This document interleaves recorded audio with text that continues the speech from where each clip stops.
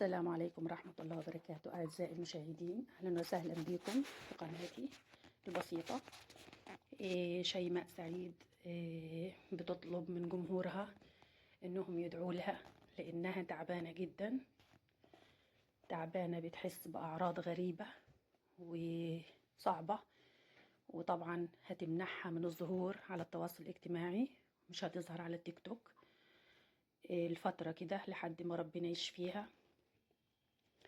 بتحس بأعراض في وشها غريبة كده وتقيلة، بتخليها مش بتعرف تتكلم، وألم شديد، وبتطلب من جمهورها العزيز إنه يدعي لها بالشفاء العاجل بإذن الله. راحت للدكتور وقال لها إن دي جلطة، أعراض جلطة، ادعوا لها ربنا يشفيها بإذن الله ويشفي كل مريض يا رب. وكل سنة وانتم طيبين، سنة سعيدة عليكم جميعا، وإن شاء الله بإذن الله ربنا يشفيها. وبتطلب منكم الدعاء العاجل بالشفاء. شكرا لكم حبايبي، السلام عليكم ورحمة الله وبركاته. تابعوا معايا الفيديو للآخر. انا ما بظهرش لي بقالي كام يوم. انا كنت داخله على جلطه، قعدت كام يوم كده انا معيطه.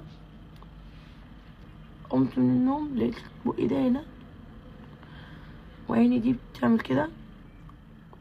لما رحت كشفت الدكتور قال لي انت داخله على جلطه،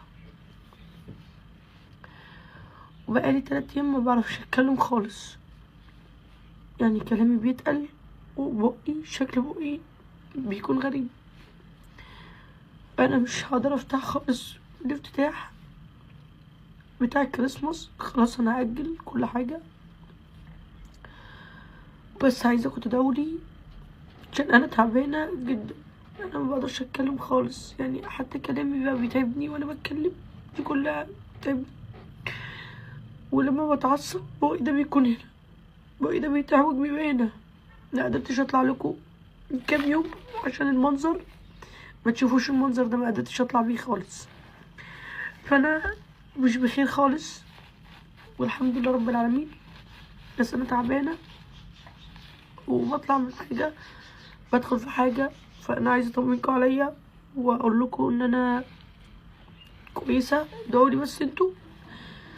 انا دلوقتي احسن فتره انا شايفه فيها وشي، بعد شويه وشي بيتغير شكله، حتى ضحكتي بس اتغيرت، ضحكتي اتغيرت. فانا سامحوني على المنظر البشع ده، بس انا غصب عني ادعولي كلكم ان ربنا يطلعني من الجلطه دي على خير، عشان انا تعبانه جدا، وعشان انا اعرف اعيش واتعايش مع الناس بدل ما انا بتكلم نص الكلام بيطير.